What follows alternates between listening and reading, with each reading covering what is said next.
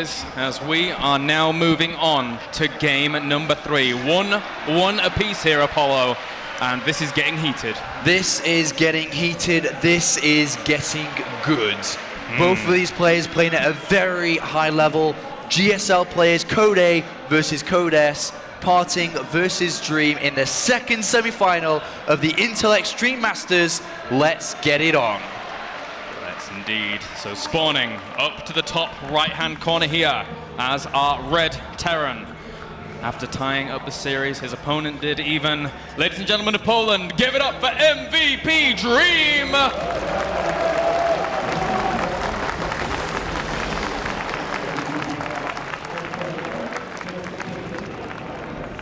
Strong indeed. Can he take any more games off this map? Spawning down to the bottom left-hand corner here as our blue Protoss. He's there on your screen. He wants to hear your cheers. Give it up for SK1's PartinG!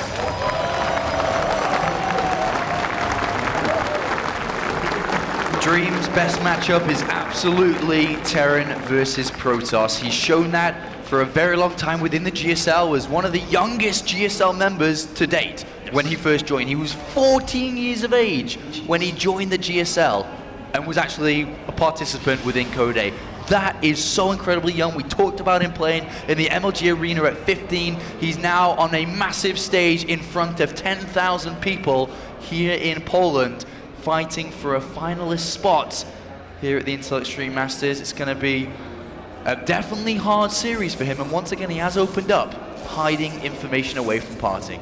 And after seeing game 1 from Dream, there's no reason why he actually couldn't continuously bring the pressure here against PartinG. He was so strong in his decision making and control in that game that PartinG has to be worried. And in game number 2, we saw a very, very aggressive stance from PartinG saying, I'm not going to let you get to that position anymore, because that's a scary thing to deal with. That's right, and well, PartinG very experienced from playing from behind. In the WCS Grand Finals against Creator, he lost the first map as well and came back to win the 2 in a row, and then lose another one, and then win overall 4 wins to 2. He can definitely play when from behind. If we've seen in this series, it doesn't phase him. Probably makes him play stronger because he gets upset at the mistakes he makes. And then, as QXC and Todd said with Jarrett, he just ironed them out. Minimal mistakes in game 2. He really did ramp it up. And I mean, coming on to Daybreak here for game number 3, I keep saying it across a few casts previously, but I'm still, ever since Soccer showed me that gateway aggression, I really, really like it here against Terrans. And we saw PartinG go for the Immortal push that he was going for on this map against his previous opponent in the form of Yoda. So I wouldn't be surprised if we saw another aggressive game here from PartinG. That's right, we definitely could do. Lack of ramps, easier to force field around the bunkers, easier to see what's going on. And we did see the probe being denied from scouting. This time, though, we have Dream going 3 command centers behind this. SCV playing hide and seek with the Stalker, and it does manage to get away. But likewise, PartinG just opening up very normal until those gateways came down. Yeah, those gateways are actually in a very odd position. You wouldn't normally see them here. So maybe positioning that in anticipation, once again, for a scan, making sure that his opponent can't quite easily... he would normally throw a scan down so it clips the edge of the expansion if he doesn't scout it outright with an SCV. And right now he doesn't know about the expansion, so that is more the common rhetoric here with that robo facility once again going down. There are a lot of builds on here that Terran players use. In terms of aggression, PartinG still doesn't know what's going on. He's still in the dark. That's why we probably see those 2 gateways come down. The position of them, like you said, is very weird. The robo in plain sight here, and his waypointed already across the map. Definitely for an observer to find out what the hell is going on. And PartinG, we've got to be careful. Stalker does go down to orange health, even red now, and he is going to play with these Marines a little bit as he enters and leaves the smoke. But seeing those Marines out in the open could convey that the Marine Hellion medevac drop very easily, because you're not meant to be so active out there with Marines at this stage of the game. Yeah, it can be a little bit dicey here for PartinG to actually establish exactly what MVP Dream is up to.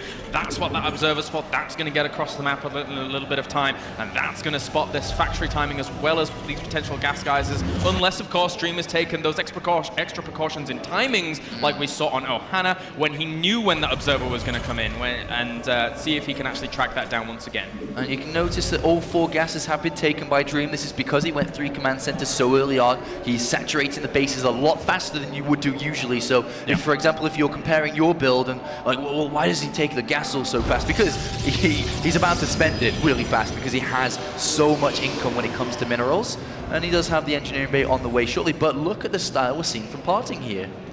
PartinG trying to get in with that Observer, as you rightly just pointed out there. The Twilight Council as well as Forge going down, so there's a lot less likely of a chance that we're going to see some kind of big bust right now at least. But there's still tons of options he can go for at this point. Yeah, it's interesting that PartinG is playing for the Templar Archive style. That's what he's aiming towards with the armor coming down, the Twilight Council down very fast as well. But once again, PartinG has made his way into the main base. He's going to spot the 3rd indirectly. And when I say indirectly is because he sees the factory and Starpuck finishing up at this time. With all the barracks add-ons as well, just now finishing up, he knows that indirectly, without seeing the 3rd, that the 3rd was put down relatively early on. No. And it's a now nice he does see it himself, yeah. Completely directly there with that stim now on the way for Dream, as well as combat shields. So, you know, those are going to be finished in a very, very timely fashion. Templar Archives also finishing very soon here. And PartinG, I like the positioning of the Templar Archives. It's a lot less vulnerable than it would be if it had been anywhere else, realistically. Observer picked off, and as soon as PartinG saw that 3rd and confirmed it 100%, he threw down his own 3rd Nexus. Luckily for Dream, he does have a Marine or something over there to spot for the 3rd Nexus, but we are going to have PartinG move out. This is nothing here, really.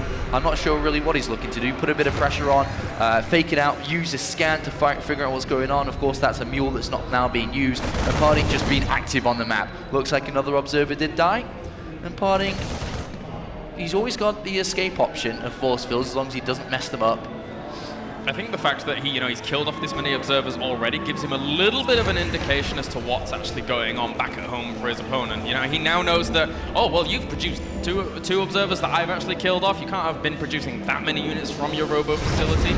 So it might give him a little bit of an indication, but there's a 3rd Observer. Yeah. I think, okay, he's just going to drop for the Watchtower. Dream doesn't know that Observer's there. He thinks he's picked off the majority of them, and PartinG's just going to go in to intercept this, but the Medivacs, well, the Marine Marauders do give the Medivacs a bit of a heads up, and you can see the small amount of details going into the game. The Ghost Academy is on the way. This is what I was anticipating from what we actually saw there, but then again, he saw the Archon, so that's also obviously a really big tell as to what's actually going on here. Dream flying in terms of that macro, slightly supply blocked, adding a few more barracks on to continue that production, pushing forwards just a little bit. He's going to try and catch these units. PartinG has to force field behind the Zealots to keep these units out here, and he does, and he's not wanting to use force fields if he doesn't necessarily need to, but as you can see at that point, he had to put them down, and he's never been comfortable to fight here. It's just all active movement on the map. He's just forcing pressure, feeling the game out, knowing that if the Marine Marauders are playing toe-to-toe dancing around me, then I'm not being dropped because they're out in the middle of the map. So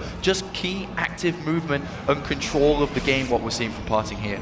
Yeah, meanwhile, we're back at home for Dream. We have the Ghosts on the way now, as well as that +1 and +2 going down for him. Storm is on the way for PartinG, though. That's going to cause Dream a little bit of a hindrance once that finishes up, because he does already have one High Templar on the way. It's going to accrue some energy, but Dream's actually just going to stim up and try and go up this ramp. Force fields do go down, though, there. PartinG controlling this, and another Observer gets sniped off. Yeah, and PartinG's a little bit weak at the moment. But, oh, he's going to get that, and that's a free kill for PartinG. Congratulations, you cleared that one up. But at the same time, on the 3rd base, PartinG needs to move down there. He should have enough. He's got Zealot charge done, and with the Archon there, he will be able to push that back. So solid defense by PartinG, and what we'll start to see now is continued upgrades, and very shortly the Robotics Bay needs to come down. He'll start to need to look over tech switching now, because if he doesn't, then these Ghosts are going to rule the game. They are going to be so strong to deal with what PartinG has. Good snipes, good EMPs will whitewash PartinG's army. He has to think about going over to Colossus very shortly here,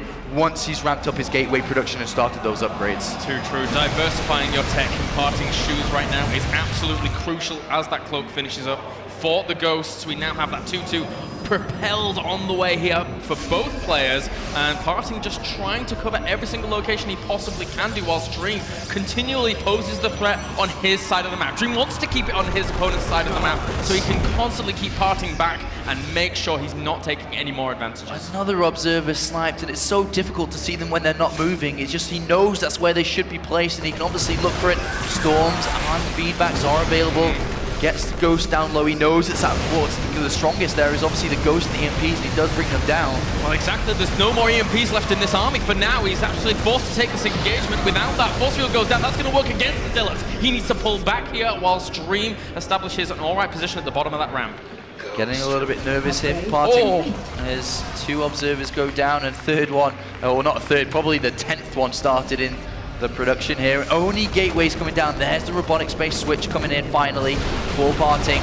Ghost out in the open here. They got cloaked. There's no observers. There's no observers with this army, Claris. Yeah, he has to pull back. Indeed, that is very, very damaging. He does drop the Storm here, trying to deter some of this, but Snipes go down, catching a few of those High Templars. They're running out of energy quickly. Are the Ghosts, as he will push him back once again. He needs a force field on that ramp. PartinG's 2-2's about to complete. That's what I think he can turn around and fight this. I'm surprised. There's a force field. He catches a little bit of that bio, but at the same time, the bio shooting from the back here. Dream doing a lot of damage to those Zealots as they do get crushed under the power of the Marines and Marauders. Still pulling back. 2 more observers are keeping an eye on this entire fight, but those Ghosts only just have the smidge bit of energy for a cloak. So smart for Dream to break off 6 Marines or so down there, because he will get into the mineral line, and he's also looking to break the natural 2. PartinG needs to make some game-winning decisions. He's got a Storm on that High Temple in a couple of seconds' time. No, he gets sniped. PartinG does have 2-2 though, and he's still in a decent position, but wow, how much pressure is PartinG under at this moment? Dream just not letting up whatsoever. He goes in for the push once again. That's a small bio contingent though. He needs to pull back. There's too many Zealots there. PartinG trying to charge it down. Force field goes down once again, working against the Zealots here as the bio sits behind it happily and steadily. Dream here with the scans, killing off even more observers. PartinG is just trying to rally the defenses. He's still even on supply,